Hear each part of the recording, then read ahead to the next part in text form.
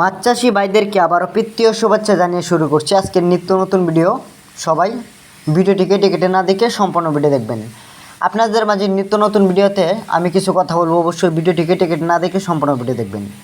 আমাদের কাছে এখন নতুন বছরের নতুন পোনাগুলো তারা বাইং মাছের পোনা রয়েছে। আপনারা চাইলে যে কোনো সাইজের পোনা আমাদের কাছ থেকে সংগ্রহ করতে পারবেন, এটি ছোটো সাইজ। তো আপনারা যারা তারা বাইং মাছগুলো পুকুরে চাষ করবেন, অবশ্যই পুকুরে কিন্তু পর্যাপ্ত পরিমাণ কাদামাটি থাকতে হবে।